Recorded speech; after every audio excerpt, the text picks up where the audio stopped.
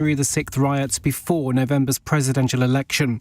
The Supreme Court has ruled he does have some immunity from prosecution for official acts as president, but not those that fall outside his role. Well, LBC's US correspondent Benji Hire says the decision sparks a number of questions. It's less clear what constitutes official versus unofficial acts. Would they include, for example, Donald Trump's attempts to pressure his then Vice President Mike Pence not to certify Joe Biden's election victory? Justices are leaving that decision to lower courts to make that distinction, effectively kicking the can down the road and delaying yet another criminal trial, perhaps beyond November's vote. The Prime Minister says he will fight until the last moment, with less than 72 hours until polls open on Thursday. The Conservatives say Labour could be given unchecked power if they win. Crime and Policing Minister Chris Philp has told LBC he thinks democracy is better served with smaller majorities in Parliament. If a party has an enormous majority, in the dozens or even in the hundreds, then the leader of that party is pretty much unchecked because they can get whatever they want, essentially, through the House of Commons, which in the case of Keir Starmer would include things like votes at 16, which he is proposing because he thinks they're going to vote for Labour. It's a piece of fairly blatant gerrymandering. Well, on the campaign trail today, the Lib Dem leader, Sir Ed Davey, has been bungee jumping, asking voters to take a similar leap of faith on them. Labour claims the country's broken after 14 years of Conservative government. The SNP insists there is still a contest between them and Labour in Scotland, and Reform UK says the two main parties are just more of the same. Well, meanwhile, election candidates in France are starting negotiations aimed at preventing a far-right majority. Marine Le Pen's National Rally is the lead after the first stage of the parliamentary election with a third of the vote. The final result will be decided in a second round on Sunday. The Economist's Sophie Pedder has told LBC that behind-the-scenes talks are now underway between second and third place candidates in each constituency to see whether they want to do a deal. The third place stands down in favour of the second place candidate in order to try and block the far right. That will work in some constituencies, it might not in others. The Israeli army has ordered a massive evacuation of Palestinians from the eastern half of the city of Khan Yunis in Gaza. They've been told to move towards a designated humanitarian zone. It's after 20 rockets were fired from the area at Israeli border communities this morning, with no reports of any injuries. And European football's governing body is investigating Jude Bellingham over a gesture he made during last night's match. UEFA says a midfielder potentially broke its basic rules of decent conduct. He appeared to gesture towards the Slovakian bench after scoring a late equaliser in the 95th minute. In the city, the FTSE 100 has closed up 2 points, 81.66. The pound buys $1.26 and €1.17. LBC weather dry for much of the UK tonight. The odd spot of rain in the far south and east, a low of 6 degrees. From Global's newsroom, for LBC, I'm Daryl Jackson. This is LBC from Global, leading Britain's conversation. Cross Question with Iain Dale. 4 minutes past 8 on LBC. Welcome to Cross Question. Keith says, I hope you told that obnoxious bigot to get out of the studio. I actually did. Sorry about that. And I want to apologise to anybody who's upset by what they heard that man say in the last hour. I do want to apologise. I hit back as much as I could do within the bounds of broadcasting regulations, but believe me, I wanted to go a lot further. Anyway, we're going to have a nice peaceful hour because we have Femi with us. Yes. And we have Stewart Jackson with us. I mean, they're never knowingly sort of controversial. No, exactly. We have Scarlett Mccgwire, who's the voice of reason and common sense. Obviously, always. Political commentator, former communications consultant to the Labour Party, and Tim Stanley, who's never written a controversial column for the Daily Telegraph in his life. Have you, Tim? Never. And if you'd like to ask them any question, you can do so on 0345 6060 973. That is the number to call. You can also watch us live on Global Player. Call 0345 6060 973. Tweet at LBC. Text 84850. Cross Question with Iain Dale. This is LBC. Right, let's go to Martin in Doncaster. Hello, Martin. Hello, Iain and panel. My question is Rishi Sunak having a laugh when he says Britain is a better place to live now than in 2010. Now, the Prime Minister made this claim during a BBC interview with Laura Kuenssberg yesterday morning. I did think as soon as he said it, I thought that's going to come and bite you. Scarlett Mccgwire. Well, I mean, this is a desperate guy, isn't he? Who's you can't say, well, we've been in power for 14 years and things have just got worse and worse and worse, which they have. I mean, that's it, isn't it? It's what Keir Starmer said yesterday is, don't forget all these awful things that we've been through, and that if the Conservatives get in again, they'll just go on. Tim? I'm much too young to remember what life was like in 2010. You're so not. First controversial thing I used to say. He's only got a grey beard. There are a couple of things that I think have got better. Okay, Britain has hit its green targets. Everyone thinks that's very important. The Tories did do it. Schools in England have got a lot better as well, so that's another tick. And the Tories have managed to weather at least two difficult economic periods, post-credit crunch and COVID, without unemployment rising significantly. So there have been some real achievements. Oh, and they've taken a lot of people who are low paid out of tax. But overall, no, life hasn't gotten better. It's probably got worse. It's got worse across the West because of economic conditions out of the Tories' control, because of Ukraine, because of COVID and the lockdown. And there are lots of governments, including in France, which are now taking a beating for decisions that everyone actually signed up to 3 or 4 years ago, but have made life considerably worse. But I think one real problem the Tories have is that they can't point to a way in which people's lives have got better regardless. So if you go back to the 50s or the 80s, there were economic problems during those periods, but people could say at the end of the Macmillan governments, but they ended rationing. And we had the consumer society. Or at the end of the 80s and the 90s, you could say, OK, there were recessions, but people bought their council house and we became a much richer country. And the problem with this government is some good decisions, some bad ones, some good things, some bad things. But overall, the general theme is my life has got worse. And I can't point to the single transformative thing for my generation that's got better. And that's why when he says that, people laugh because they know it's not true. And the Labour Party messaging about, well, nothing works anymore, I mean, that has hit home, Stewart Jackson, hasn't it? Yeah, I agree it has, but Labour will soon find that the government is very complex and very difficult, and they'll pull the levers in government and nothing will happen. So, they can cynically have some schadenfreude in terms of enjoying the discomfort of the Tory party and maybe an epoch-making defeat for the Tory party, which could possibly happen at the end of this week. But they will face the same problems of legal architecture, human rights, judicial reviews, all the other things that stop them potentially doing what they want to do. I think the difficulty for the Conservatives is, and I think Tim alluded to it, they haven't had a story to tell. All elections are about hope and fear.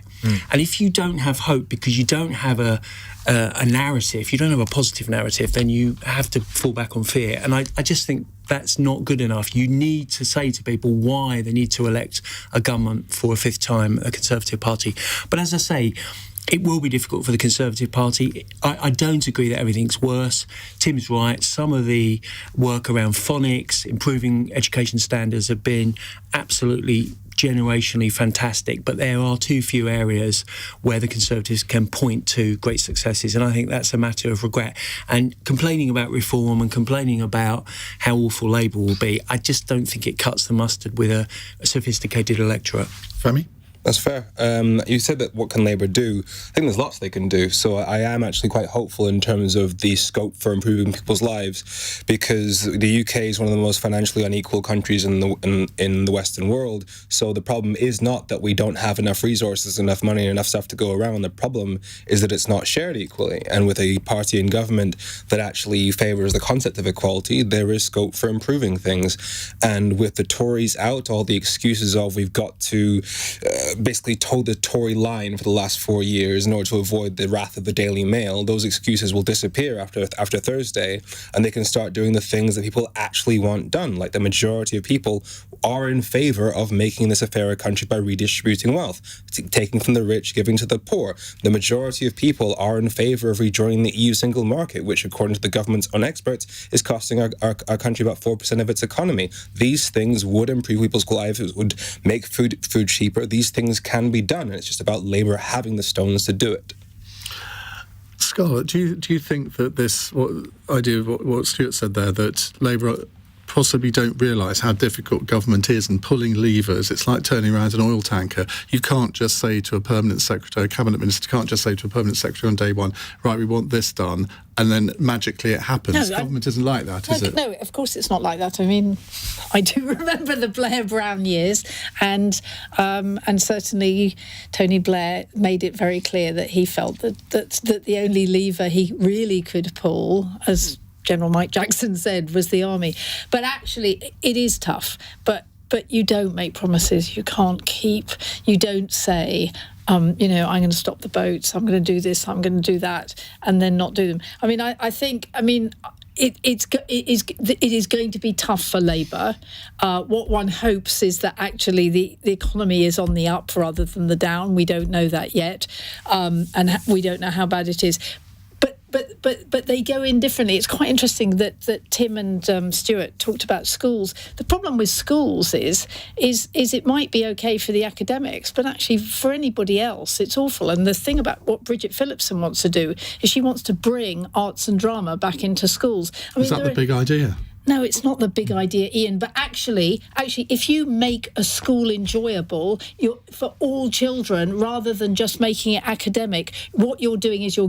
No, I agree with that. I think it's really, really important. I mean, schools is an area where the Tories can legitimately say we have done good. We have done good, but we lost an awful lot of people on the way through, right? I mean, that's what's so terrible. That's what's so terrible about this is what we call the needs, the not employment, education or training, is massive dropping out, right? What we want to do is we want to make education really, really important. That's what we've got to do. Not to mention how they handle the A-levels algorithm during COVID and their choice on free school meals. They have not exactly prioritised the needs of especially working class kids in the UK. Can I just say that the thing about Labour is, yes, it makes sense that it can't make promises it won't keep, but it's also not making promises that it could keep. And Femi has mentioned several. Now, it's very likely that as of Friday, the Labour Party is going to have a massive historic majority. And it faces two paths. One of saying, we've only got that majority because people hate the Tories. And so we've got to be centrist and moderate and sensible and not lose the trust that we've been given by people. Or it could take the other path of saying, you know what, we have lucked out. We have got what the Tories call a supermajority. We can do anything. So let's actually radically change this country in our own image, so that the country never goes back to being Tory Britain again. But they're not making those promises. No, and they're not going to do that. They're not going to do that, Tim. I mean, this is Tony Blair wishes. So what's the point? So what's the point of your massive majority? No, because actually you don't use a majority to corrupt the country. What you do is you go in. Saying that. I'm not saying corrupt it. Well, I think to make sure that Labour stays in all the time, I think would be corrupting. I think that what they've done. I mean, look. I mean building a socialist society. I mean building a more equal society. The Labour Party is promising to tax private schools to the point where it just becomes the privilege of the super rich. You could abolish them. Yeah. No. Why not? Yeah. I mean, Tim makes a good point that all the centres of power will be with Labour on Friday. The councils, the mayoralties, the civil service in some respects, and of course Parliament. The only thing is the House of Lords, and even the Conservatives don't have a majority there. And as we hear, Keir Starmer's likely to put a lot more peer. Maybe you'll be one of them in the upper house. So Tim's right. There is the potential to have a hegemony of the Labour Party for the next 5 or 10 years. And I think he's right. I do agree. I think Keir Starmer is sensible enough to realise that the Labour support is shallow and wide, and they haven't got a mandate for these massive changes. But Femi, what's the one thing that you would like to see? I mean, let's assume that there is a big Labour majority, and Keir Starmer rings up Tony Blair and says, "What's the biggest mistake you made in your first term?" And Tony Blair says says to him, I wasn't radical enough. I had a huge majority. I frankly could have done anything, and I didn't use it. I now wish I had. What would you advise Keir Starmer to do something radical that maybe he hasn't talked about in this election campaign? One thing would be changing the voting system, because so rejoin the EU. Well, rejoining the EU is obviously a major economic priority, but I think a large part of the lack of trust in politics is because people feel that they haven't got a say in what goes on in government. I mean, people across the spectrum, even including Nigel Farage, the idea that every election a party with a minority of the vote gets a majority of seats, so the majority of votes have no effect on policy, that leaves people feeling powerless. That's why slogans like "Take Back Control" were so effective, and that's why right now lots of people are going to vote for Labour, and Labour's going to get a huge majority, even though Labour has not been promising, as Tim Stanley was saying, the things that people really want. So I do agree, they should go ahead and do some radical stuff. They should rejoin the EU single market. They should introduce a wealth tax to make things fair. They should prioritise those areas of the country that were left behind that led to the Brexit vote because of the regional inequality in that sense. And I think you reminded me of a conversation that I had with somebody in Liverpool, in Wolverhampton during the Brexit days, a working class guy who'd voted for Brexit, and he was saying, look, if we were all on £50,000 a year, none of us would care. We'd all be happy. We'd all be dancing. The issue here is that people's living standards have not kept up, and that's what people like Nigel Farage, that's what people like Boris Johnson capitalise on. They reach into that discomfort with people's living standards. So if Labour did actually improve people's quality of life, the right would not have a chance. We're seeing across Europe the reason why the far right is rising is because the centrist parties have not done enough for working class people. And that's just what Keir said, actually. I mean, that's what he said yesterday. Is that it's really, really important that we understand why the far right have gained, and it's because we haven't done enough. I mean, I think you're right. I mean, I think that we should prioritise the so-called red wall, the people who were left behind. That there is an enormous difference between London and the rest of the country, and actually it's not just in the north. I mean, you Wales. talk to people in Wales, Cornwall, I was going to say, Norfolk. Ian knows better than me, but actually, of course you're right. But I mean, I just think that that if you're elected, you have to do what you promised. You don't bring in things that you were not elected to do. Right, lots more time to take more of your questions. 0345 6060 973. You're listening to LBC. I'm Iain Dale. It's 18 minutes past 8. LBC.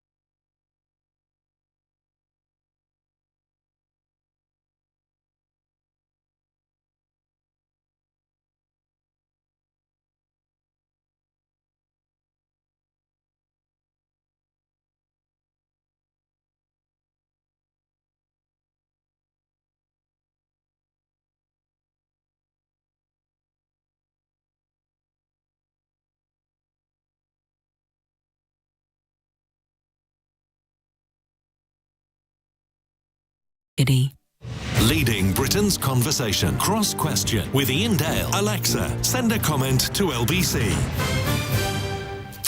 Our panel consists of Stewart Jackson, Conservative peer, Scarlett Mccgwire, political commentator, Tim Stanley, columnist for the Telegraph, and Femi Oluwole, political commentator. Now, you had a bit of an interesting experience, you were telling me in the break. Yeah, yesterday. I mean, we've seen what's happened across Europe with the rise of the far right, and we're seeing that in the UK with Reform. I attended their rally last week in Stafford, and I was there. I asked some questions of their candidates. I got them to admit on camera etc., that they know that Brexit has made this country poorer, and that the no-deal Brexit they would then pursue if elected would damage our food supply for the next 20 years and make us poorer for the next 20 years, but it'd be worth it for sovereignty, etc. I then exposed them with a video, and then I tried to go to their rally in Birmingham, my city, yesterday.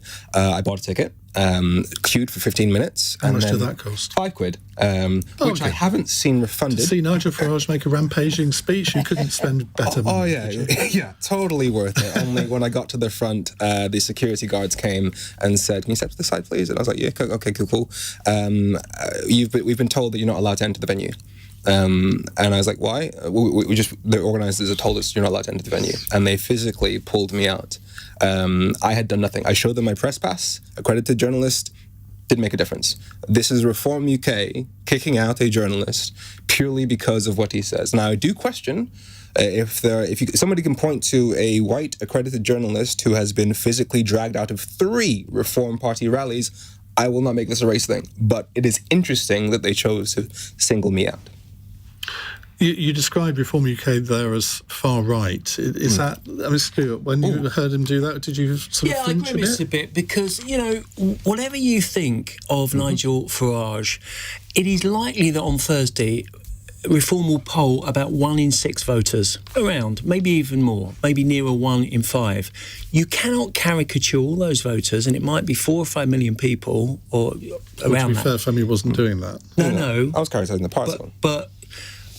But you cannot caricature by inference the views of those people as being far right. There is a big difference between xenophobic, racist views of Golden Dawn, for instance, in Greece, which has been closed down, than a constitutional party such as Reform. Now, I don't support Reform, and I'm not a member of Reform, but I do think you have to be very careful in the way you describe other people whose views you disagree with. But you are defending them, and so I just want to ask you if you would consider that to be far right, or if you consider that to be acceptable within the political discourse. The person who actually founded the Reform Party, Catherine Blakelock, said that black people were inherently violent because of excess testosterone. Their only current MP, Lee Anderson, had to leave the Conservative Party because he said that Sadiq Khan was controlled by Islamists. Nigel Farage used a poster showing Middle Eastern faces to scare people about European migration. When Nigel Farage and Richard Tice were working with Leave.eu during the Brexit years, their communications manager, Andy Wigmore, said that the campaign that they ran together used propaganda that was similar to the Nazis. Do you consider any of this to be far right, or do you consider that to be acceptable? No, I don't support anything which is just far right, though. No, I don't. No, listen, I don't. Those are examples of a party I don't agree with. I don't support. But is it far right or not? What I'm saying is that any discriminatory or insulting or racist or xenophobic language is to be condemned, and in the same way that there are the creator of the party. The creator of the party. Let me finish. The leader of the party. In the same their way, only MP. These aren't fringe quotes. In the same way as the Green Party has councillors who are anti-Semitic on the Palestine issue, the Labour Party has kicked out anti-Semites, the Conservative Party. All parties have members and supporters who say things and do things which the party doesn't agree with. Tim, the Telegraph in this election, I think it's been an interesting position because a lot of your readers will be natural Conservatives. A lot of them may have be fed-up Conservatives who are thinking of voting for Reform. When you hear what happened to Femi, what do you think your readers would think? I think they would say that it goes against fair play, and I think they would they would be against the idea of a journalist being expelled from any event. Sometimes that can happen that has happened to all sorts of journalists. I've seen it happen to left-wing journalists who've been able to get into conservative events. It is bad when it happens, and the press corps should call it out and be against it. When I went to the Reform rally in Clacton, I said at the time, Reform is going to have a racism problem. And that is because when you run on, to put it as softly as possible, the sovereignty issue, the issue of British identity, of British self-governance, you attract those sorts of people. In much the same way that Jeremy Corbyn, with his anti-war position, attracted people who are anti-Semitic and anti-Zionist. So I've always thought they're going to have that problem. Do I believe that the party is motivated by and exists to be racist? No, I don't believe that. And I'm not sure there's anything in the manifesto that points to that. And your description of... But saying to members, a hard Brexit will make you poorer, and them, because they are what some may say radical sovereigntists, would say, I don't care. That's not a far-right position. I could introduce you to socialist trade unionists who hold that point of view as well. So I just don't agree with the idea that the party is defined by that. I don't think it is. Let's hear from Scarlett. Look, I mean, Nigel Farage barely makes it a secret that he's, as he would put it, worried about Muslims, right? He goes on and on and on about it, about how, that Muslims have a separate party, as there seems to be masses of separate parties all over Britain, and why we're worried about one, I don't know. I mean, my experience of reform was that a reform guy, I was walking with a friend of mine near Leicester Square tube station. Somebody came up, this guy came up, said, oh, nice tie, because it was turquoise.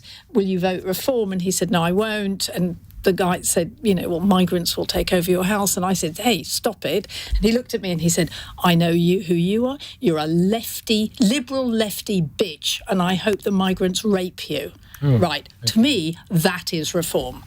Yeah. You can't say because of one person. Okay, but it was horrible. Of course it was. It really was horrible. We can't keep using the bad apple defence because it's so many. Like with Nigel Farage, he was on Sky News a few weeks ago, and he said that 46% of British Muslims support Hamas, a terrorist organisation, when he was in fact quoting a poll that asked British Muslims to choose between do you have more sympathy for Hamas or Israel, who have killed like 45,000 people. So he was outright lying about British Muslims to paint them as terrorist supporters. If that's not hate speech from the leader of the party, so forget what's in a manifesto, that's the leader of a party. They don't call it a manifesto because they know that manifestos are lies. So that's who they really are. Well, it's contract. They've called it something which could be legally binding and come back to bite them on the bottom. But left-wing governments across the world have taken a similar view about their Muslim populations, rightly or wrongly. I don't think rightly. It's not just a right-wing thing. So the language used against you is totally unacceptable and should lead to legal action. Alas, there are lots of bad apples in the entire British population. We are a population of bad apples. It wouldn't take you long in any organisation to hear things like that, especially if people have drunk something. Exactly. Which is very regrettable. No, it's bad. We must tackle it. It's a moral problem. What I'm saying is it was completely unprovoked. I mean, it would be different if I was having an argument with you and we got abusive, which would be very odd. That would be fine. But literally, I was on a street. And this man came up to me. Right. And I just think that... But MPs of all parties are abused like that. I know, and it's every single week. No, let me finish here. Sorry. Every single week, MPs... I talked to a Conservative MP that was retiring at the election. He's had a knife pulled on him. He's been threatened with his family in the local park. His office has been attacked. There is a coarsening in the way we interact between the elected and their constituents. And it's wrong to say, well, it's just one party that's inherently racist, xenophobic, whatever. It's an issue of how we treat politics and politicians with respect. And it's a bigger issue that crosses party political divides. I didn't mean this to take up a quarter of the programme, but it's been an interesting discussion. I'm going to give you the last word, Femi. I find this idea of using whataboutery, some left-wing governments did this, some other politicians did this. Can we please have standards in politics? This is why people lose faith in politics, because when somebody does something wrong, instead of saying, oh, no, that's wrong, if you lie about Muslims and paint them all as terrorists, if you drag journalists out of functions, if you use brown faces to scare people about European migration, then you must be a problem. They just say, oh, well, other countries did this too, or this guy did this too. Can we have some actual values, please? But the standards are enforced by the ballot box. They're not enforced by you or me. We don't get to say who can and cannot run. And ultimately, if there's a lot more of that behaviour, as I suspect is going to happen, the reform vote is going to fall a bit. Because I think that message is already getting in that the party is attracting wrong-uns. So ultimately, this needs to be policed by the people through democracy, not through us saying, I don't approve of this person, so they shouldn't be on TV, they shouldn't be able to voice. No, nobody's banning any, but this is the constant narrative you hear from people complaining about cancel cultures. Then what do you want? Nobody's stopping them. Then what do you want? This right here is us having a conversation about what... the Labour Party, This right here is us having a conversation about what they are. We should at least be able to say what they are. People are going to make up their own minds afterwards. This isn't whataboutery, but this fair question, did you condemn the Labour Party when the the Equalities and Human Rights Commission found it was institutionally racist and anti-Semitic under Jeremy Corbyn. If you did, full due respect to you. I completely criticise Jeremy Corbyn for his response to that thing. Now, Scarlett, you said a word which is banned under the Ofcom code. Right, I am so we have to apologise if anyone was offended or upset by that. But it was completely in context, and I was offended. And you were offended. Well, you were offended, and anybody would be. Anyway, I realise that was a question that I asked rather than that our listeners asked. So we will come to list of questions in just a moment, I promise. It's 8:30 on LBC. Time for the news headlines with Daryl Jackson. Donald Trump has welcomed a Supreme Court decision which ruled he does have some immunity from prosecution for official acts as president. But the judges have asked lower courts to decide whether his actions during the January 6th riot were part of the job. Rishi Sunak insists he's absolutely not given up hope of winning the general election on Thursday. That's despite Labour surging ahead in the polls, something Sir Keir Starmer says can't be taken for granted. And a late Belgium own goal has sent France through to the quarter-finals of Euro 2024 with their match finishing 1-0 in Dusseldorf. They'll play either Portugal or Slovenia in the next round. LBC weather dry for much of the UK tonight. The odd spot of rain in the far south and east and a low of 6 degrees. This is LBC.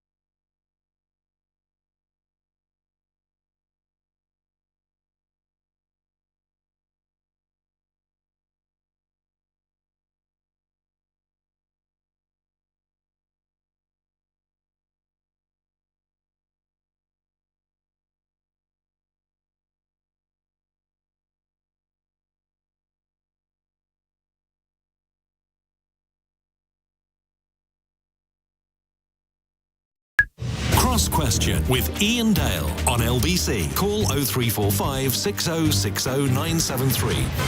Oh, and 8:33, we have with us Lord Stewart Jackson, Scarlett Mccgwire, Tim Stanley and Femi Oluwole. Let's go to Arjun, who is in Waltham Forest. Arjun, hi.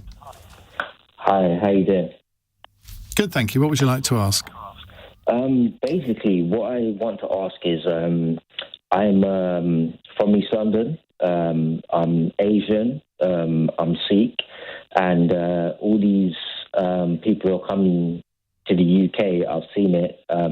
They have a different mentality, and I really want to know why no one has got Tommy Robinson on their show, because he is actually 100 years from now, he's going to be regarded as a hero. And you say that as a British Sikh?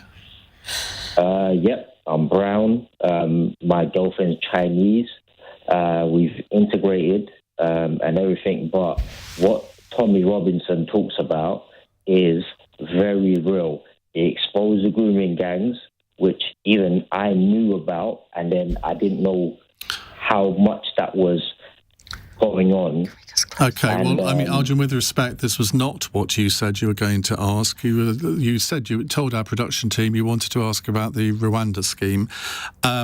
So we've got a separate question on that, which if any of the panel want to take up what Arjun said, fair enough. But the Tricia in New Milton in Hampshire says, Keir Starmer says he wants closer cooperation with France to stop the boats, as it is possible that the far right will hold power in France before long. How do you think he will achieve this? Now, Keir Starmer was asked today if he'd work with Marine Le Pen and the National Rally Party on attempting to stop illegal channel crossings, and replied that he will work with any government in Europe and across the world. His words, not mine, adding that that's what serious government is about. Tim, you were holding your head in your hands then. May, don't bring up Tommy Robinson, please don't do it. Because if nothing else, you just completely undermine the argument of those who are arguing for immigration control for perfectly reasonable reasons, precisely because we want to maintain a cohesive liberal society. I'm in favour of immigration control because if you don't control it, if you have too much of it, you undermine the bonds of society. I believe you drive down the wages of workers. You set people against each other, and that leads to the rise of the far right, who then exploit that situation of tension. People like Tommy Robinson, in order to, I don't know, get votes or make money or whatever it is they want to do. So I can't say this strongly enough that I am for control of immigration because I'm anti-far right. I mean, but Iain, before this conversation, you were discussing sexuality, right, in your little debates, right? 99% of British people now are completely sold on gay rights. They're completely sold on it. It's a tiny, tiny group of people who don't. And those of us who are arguing for immigration control, we're doing it in part because we want to protect the liberal character of British society, one with women's rights, one with gay rights, etc., etc. And we see these things either being undermined by large numbers of people from cultures who don't integrate, who don't share those values, or we see it being undermined by the sheer weight of the numbers setting people against each other and encouraging the rise of a reactionary right. So please don't raise Tommy Robinson. He's an irrelevant part of this conversation. But unfortunately, he starts to become mentioned when Conservative governments and Labour governments don't effectively control the borders. And what about, should Keir Starmer work with Marine Le Pen? Or this 28-year-old Prime Minister that he must and he should work with whoever he needs to work with, and I'm not convinced that Bardella will become Prime Minister anyway. Scarlett. Yeah, I mean, of course, Keir Starmer should work with anybody who's an elected leader in Europe. And it doesn't matter whether he personally finds their views very difficult. The person who runs France, we have to work with, just like the person who runs Germany or any other country. And frankly, I hope the French do not elect Marine Le Pen, but if that is what the French do, if that's what the French people do, it's absolutely, you have to work with them. You can't, I mean, and ditto, unfortunately, Donald Trump. I mean, if Donald Trump is elected by the Americans, he is the American president, and we have to work with him. I'm just looking forward to the picture of Donald Trump and Keir Starmer holding hands walking down some steps. I'm sure you remember that, Stewart. Oh, with Theresa May, yes. Magic moment. Yeah. I have to say I'm rather puzzled as to what Labour's policy on European immigration is, because all we've heard is the Rwanda scheme is rubbish, which is partially correct, even though I voted for it on dozens of occasions in the House of Lords. Why would you vote for something that you think is partially rubbish? Well, because there was no alternative. There was absolutely no alternative. Certainly none from the Labour Party. Stuart, there's a massive alternative, and it's called actually getting your immigration systems working. What does that mean, though? What does that mean? I'm just about to tell you. So only a few years ago, people waited weeks, possibly 2 months, to find out whether their asylum thing was accepted. We're now talking years. I was talking to a young Saudi woman who'd left the country, the first flight out after COVID, because she was so frightened that her tweets were going to lead her to being put in jail. It took us 3 years to give her asylum status. This is absolutely crazy. We should be going through people so that we don't spend £8 million a day on hotels, right? That's the first thing we do. The Rwanda scheme is neither here nor there. Because what happened... But Scarlett, let me just finish. If you don't... I could tell you were going to go on for the rest of the programme. You had a very thorough interjection there. Sorry. If we don't look at the 1951 Refugee Convention, which was from a different era, before transatlantic travel, before air travel, before the internet, mobile phones, etc. If we don't look at the impact of the European Convention on Human Rights and the European Court, which is actually... Which was set up in response to the Holocaust. I'm well aware of why it was set up, but it was set up 70-odd years ago. We don't need it anymore. No, I'm not saying that at all. What I am saying is other countries have derogated from that, and other countries have decided, for instance, I think like Germany or Sweden have said Albania is not a dangerous country which we would routinely accept asylum seekers from. You have to make some changes to the legal architecture. You can't say, well, let's just work closely with the French. No, let Femi have a say, because he hasn't been on yet. It's frustrating hearing these conversations that we've had the answers to over the last 5-6 years or so. For example, on immigration, you say that it drives down wages, whereas we've already seen that the argument of, well, we're against immigration because we care about the wages of working class people, and yet when we had Brexit, which was supposed to solve this immigration problem, great immigration problem, it's gone up. Not relative to the cost of living. Working people, they've gone up. If real wages had gone up, we wouldn't be in a cost of living crisis. And when we had the Brexit, it was supposed to solve this supposed immigration problem. When we saw that the lack of workers was leading to massive rises in food price raises, when we saw people who were actually demanding to be paid properly by going on strike, it was the same people that said we're against immigration because we want to give you better wages, that said no, you're not allowed to go on strike and demand better wages. And the caller talking about, I'm Asian, therefore it's okay that I'm supporting Tommy Robinson, he can't be racist if I'm backing him. We've already had the answer to that. We've seen people like Kemi Badenoch, we've seen people like Candace Owens,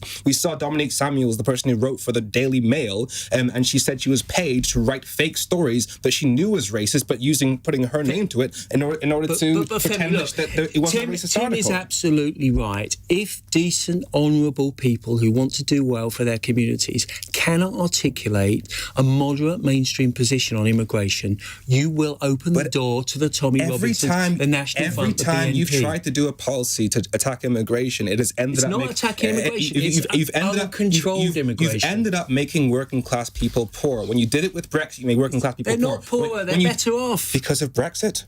Yes, their real wages, they are better off. And in fact, Let's him make the argument. Yeah. Go for it. Go for it. Tell me how we're better off. Tell me how just stopping coming my trade back is to better. one of the proudest moments I voted for the national minimum wage. Now, I accept the living wage. National minimum wage was started by Labour. I voted for the living wage. Actually, the figures show that the bottom 20% of the working population are actually better off vis-a-vis those who are wealthier in the last 14 years. Yeah, the cost of living crisis doesn't exist. About efficient allocation cost of living prices. It was about the efficient allocation of public resources. And it's fair to say, if you can't get a primary school place or a doctor's surgery place or a bus service, you will naturally look at some of those external factors. EU citizens made up 5% of the UK population, but made up 10% of our doctors. So mathematically, EU immigration was keeping this country alive. We still have net immigration from the EU. And according to the OBR, the immigration that we've had since Brexit has actually been less work intensive, so they're less likely to be coming here for work. So it's actually made immigration less of a benefit than it was before Brexit. Every time you guys try and attack immigration, it makes you got the figures wrong. You said there were 3 million EU migrants. There turned out to be 5.5 million, according to the Monitoring Authority. And we still have labour shortages. Get those figures correct. You know, the idea that EU migrants are forever 21 working as care assistants, they get older, they put pressure on public services. Now, that's fine. If people want to come here, pay taxes, be good, law-abiding, decent citizens, I've no problem with that. But it's absolutely immoral and wrong in principle not to control immigration. It's wrong for all people. So in terms of allowing immigration, given that we have massive labour shortages, which is damaging our economy, given that Brexit has led to 56% of UK businesses that export say that Brexit has made things more expensive. The Nuffield Trust, the biggest health charity in the UK, says that Brexit has damaged the NHS, which we kind of needed during a pandemic. It has made us poorer. Every time you attack immigration, it hurts normal people. Figure and the Rwanda policy, which you just said you voted for, is costing £169,000 per refugee. It is insane, the fact that we're still having this argument. What's your alternative? Now the three of us have enjoyed this, but there are two other people who might like to have a word. Tim. Well, I didn't enjoy it. I'm sorry, I'm sick of discussing Brexit, and I think Labour's reached that conclusion too. Labour is probably going to try and build a closer relationship with the EU that resembles Brexit as much as possible, while it's actually breaking down barriers. It's going to be something like the Norway option. I think that's probably what Britain's going to wind up with. Which is pointless. But either way, look, not for other countries have cost of living crises, and they didn't leave the EU. It's not. There has been something going on, something bigger even than Brexit. I know how some people can see nothing like but Brexit as if it were the sun. But there are other things that have occurred in the last decade. Do you understand the concept? Yes, I do understand. That even if other countries are poorer, doing Brexit might make us poorer than we needed to. The other problem with your argument is you have said that the Tories have continually attacked immigration. Immigration's running at a historic high. Exactly. The actual reality is that the Conservatives have rhetorically attacked immigration while actually allowing large amounts of it. I'd argue that's the wrong way around.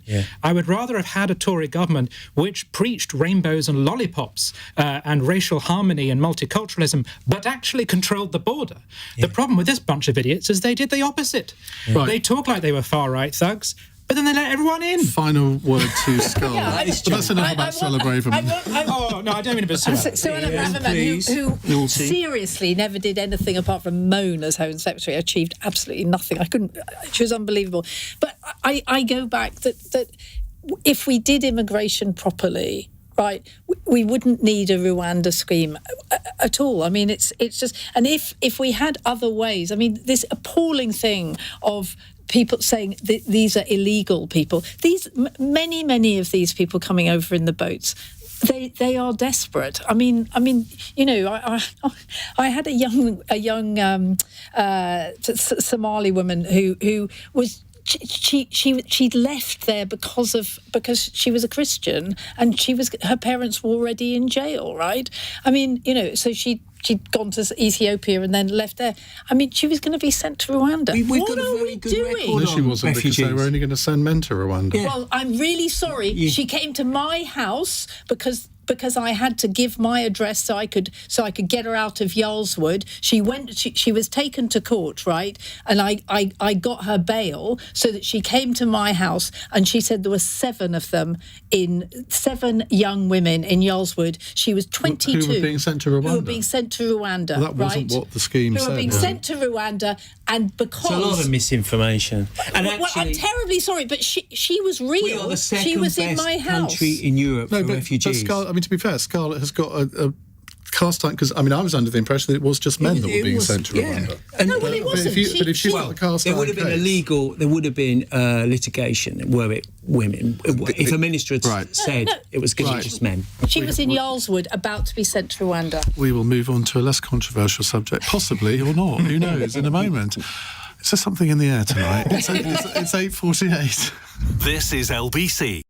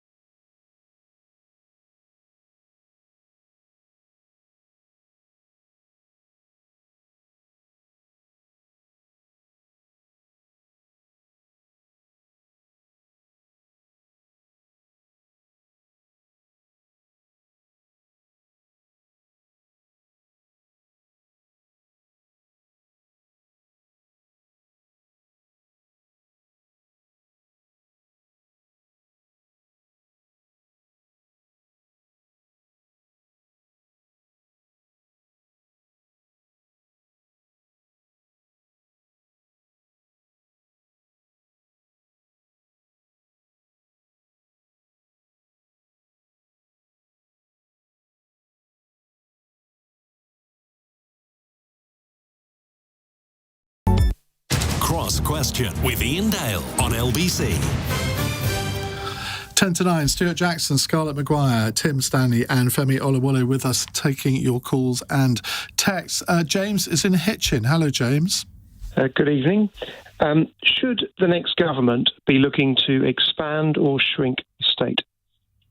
Oh, what a great question. You have to think about that one, don't you, a bit? Femi? I think that given that the last 14 years has been consistently the Tories defunding welfare benefits, etc., and the support that's given to people that are struggling in the country, I think the government does need to do more to help people. So, in principle, yes. Scarlett? Absolutely, and actually it's what people expect. It's incredible that, I mean, in my adult lifetime, how much more people have expected that Margaret Thatcher said childcare was a private thing. It is now absolutely accepted that the government has to help it. And the thing about Britain... Not by everybody, Scarlett. Not by everybody, but by the public in general, expecting good childcare. The thing about Britain is, what we want Scandinavian public services and, unfortunately, American taxes. And we have to have one or the other. And I'd like Scandinavian public services. Tim? But it isn't the joke that we have Scandinavian taxes and American public services. That's the problem. Yeah. I mean, in principle, I believe the government should do fewer things but do them better, that it should be small and strong. There are always areas where you can say, I do actually think government should do that. I mean, one thing Labour won't do that I would do is abolish the 2-child cap on benefits, for instance. So there are... I hope they do as soon as possible. Okay, there you go. So there are some things, but when Labour's saying things like toothbrush classes in schools to show kids how to brush their teeth, I mean, this is the sort of the creep of the state taking responsibility for things. And the Lib Dems have trumped them on that, though. It's difficult to get rid of it. Did you see their major policy announcement on Friday? Oh, what was that? A major policy announcement for that day was to take VAT off children's toothpaste and children's toothbrushes. Right. Have you ever heard of anything so ridiculous? They're not going to have classes. The problem is that the reason most children go to hospital is because of their teeth. And so what do? Do we say we're going to try and help children, or do we say, well, that's your fault because you've got crap parents? Well, Sorry, you've got bad parents. I just throw in one thing which I saw... You're potty mouth tonight. I saw a very... Come with a beep button. I'd expect that from every time you Stewart, speak. but not you. I just throw in one thing. I saw a very interesting sort of graph data thing of how austerity had played out in local government, the things that had been cut, the things that had been expanded. Basically, everything you think local government exists to do had been cut, things like transport and libraries and all that sort of thing. The two areas of most growth were adult senior care and children's special needs services.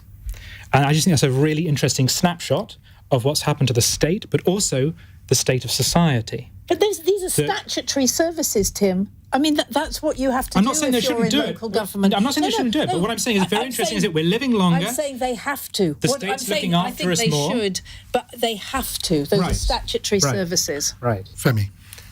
Well, just to carry on to that, I do agree we should increase the size of the state. If you both are very brief, we can fit in another question. Okay, and also devolve those powers, so actually increase the size of the state within regions, so that those and devolve the budgets to those areas, so that they can actually do what's necessary for those areas in terms of infrastructure. Stewart? It's a fantasy to assume you can keep expanding the state and the tax. You just can't do it. You've got demographic change, the number of older folk, the pressure on the NHS, and the issue of productivity. I wish Labour well in tackling productivity, because that's the number one issue, because only when we improve productivity will we generate the tax income for the services we want. But this idea with record debt, record tax levels, we can keep on spending. We're already spending 150 billion, I think, a year on the NHS, and we've got some of the worst results for patients in Europe.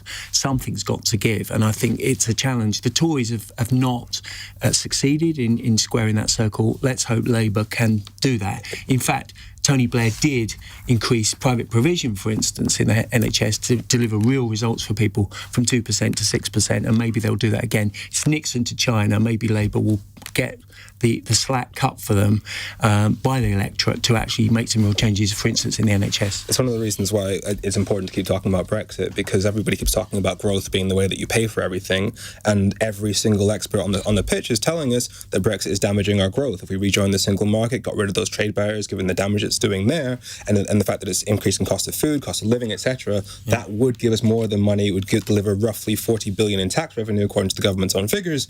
in that would help us pay for these sorts of things. Your argument's slightly undermined by the fact that most of the major economies in Europe have lower growth than we do at the moment. This is the point. Higher inflation, higher unemployment. Pointing to other countries as like the other countries that have got cost of living crisis, etc., doesn't work when you know that Brexit is objectively damaging us. It isn't. Your 4% figure is a caricature. What was the other question? Let me finish my point. If something bad is happening in another country, does that mean that the 56% of UK businesses that say that Brexit has damaged their trade, that doesn't exist? Brexit can damage us even if things are going wrong in other countries.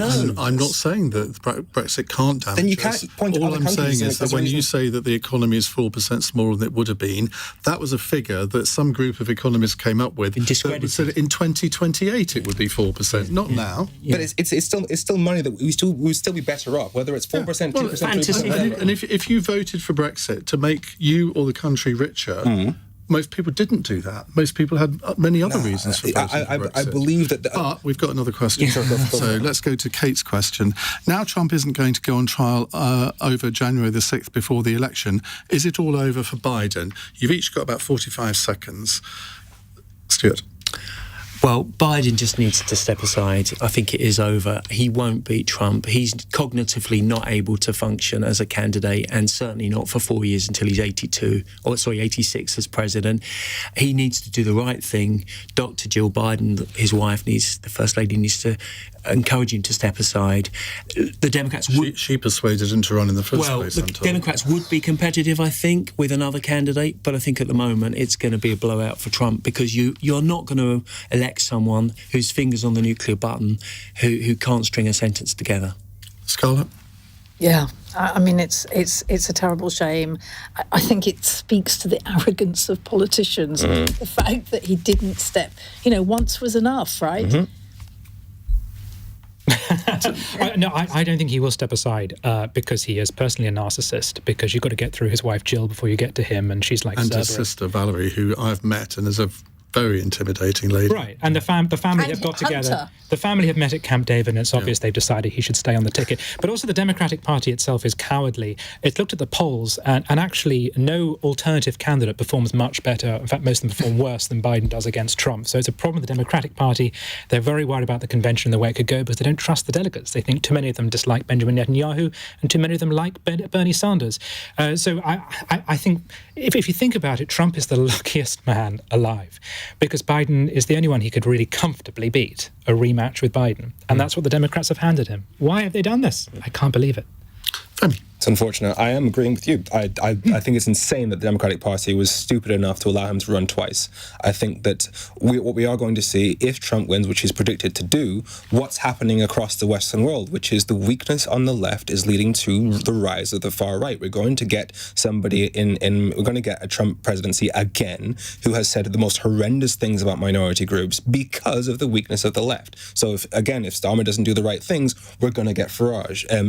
Macron not doing the right things means we're going to get Le Pen. If the left doesn't get its act together and actually help working class people... for the first past the post voting system, because that is largely what's prevented us from having a far-right party. In every single election other than 3 since World War II, the majority of votes have gone to parties to the left of the Conservatives. We are a centre-left voting country. So if we had PR, yes, Farage would get some seats, but they would be a minority. And we've already seen, we have the benefit of seeing what the far right has done, because we've seen what they've done with Brexit. We've seen them admit on camera that they know Brexit. Okay. Rosie in Leeds with our fun question. Thank God we've got here. Says there were 86 seconds of added time left when Jude Bellingham scored to keep England in the Euros last night. What have you left even later than that? I'm the queen of Christmas Eve shopping. That's Rosie saying she's the queen, not me. Go on, Scarlett. I had to speak at a funeral and I hadn't sorted out what I was going to say before I got up. And how did it go? It did not go well. Oh dear. Disrespectful. It was very disrespectful. It was a man I really liked. Tim. I don't know what's wrong with me, but every time I hear football, I just switch off and I can't understand the rest of the question. And it sounds like one of those, the train leaves at 3 p.m. and if it's travelling at 65 miles per hour, there's just something about the combination of sport and maths that means I can't get to the punchline to answer the question, I'm afraid. I hate discussing football, Tommy Robinson and Brexit. Please, no more of So these you've three. really enjoyed this hour then? So I've had a very nice text here from someone who says, Iain, one of the most entertaining radio shows you've done, just great. You see, presenting it, I'm not particularly talking about this hour, possibly more the last hour, it hasn't felt like that. Femi. I've got two. One was today, getting the train to come down from Birmingham here. I left it very, very late. I literally had to sprint across Birmingham New Street, nearly running into somebody in order to get here on time, and I was actually sweaty in the train, so that was disgusting. I managed to get a shower first, don't worry. Stopped at a friend's house. I'm going to say a word. Honestly. It's overshared. Stewart. I got to the terminal gate for my brief short trip last week to Seville, which was lovely. Less than 86 seconds before I had to, and I was stopped going, and they said, "You're too late, they're boarding." So I missed my flight and had to pay another 400 odd quid to fly to Seville. Did you take that with your usual equanimity? Lady Jackson and I were relaxed, and we actually turned around, went to the station and had a nice day trip in Brighton from Gatwick, and then went back in the evening and had a very pleasant flight to Seville. So it all came out in the wash. That ends well. Thank you very much. I can actually genuinely say thank you to all four of you on this panel. Thank you very much to Stewart Jackson, Scarlett Mccgwire, Tim Stanley and Femi Oluwole. Now, tomorrow's panel includes the Liberal Democrats Treasury spokesperson Sarah Olney, the former Conservative Health Minister Lord James Bethell, Novara Media's Ash Sarkar, and the author and former editor of the Financial Times Lionel Barber, to add a little bit of class to our programme. Not that the other three don't as well. And us. And you. She's just got traffic. Oh, you see, I was doing so well. Can I go home now? Possibly not. Thank you very much. Right, coming up in the next hour, we're going to have a nice, calm discussion about the future of youth clubs, because young people are crying out for a return of youth clubs after swingeing cuts left 3/4 of 16 to 19-year-olds in England lacking ways to connect with youth workers. I'm not sure that's particularly the point of a youth club, is it, to connect with youth workers? I actually chaired my local youth club when I was 16, so I can bring a little bit of perspective to this, although that was 44 years ago, but there we are. So I want to know what you think would happen if the government decided to maybe, say, give £1 billion to local authorities to open up youth clubs in every part of the country. 0345 6060 973. On your radio, on Global Player, and Play LBC. leading Britain's conversation. This is LBC. From Global's newsroom, Donald Trump says a Supreme Court decision over his role in the January 6th riots is a big win for democracy and truth. It ruled he is immune from prosecution for official acts as president. The justices have left it to lower courts to decide whether his actions that day should be considered part of the job. Republican Marjorie Taylor Greene says it is a great outcome. That was exactly what President Trump was hoping for, to uphold presidential immunity. It's all political. The special counsel is completely set up as a political campaign, basically, for Joe Biden and the Democrats, and I think it needs to be over with. Sir Keir Starmer has said Labour would work with Marine Le Pen's far-right party to tackle small boats crossings in the Channel. Meanwhile, Sir Rishi Sunak is warning against allowing his opposition to win an election with unchecked power. Leaders of left-wing parties in France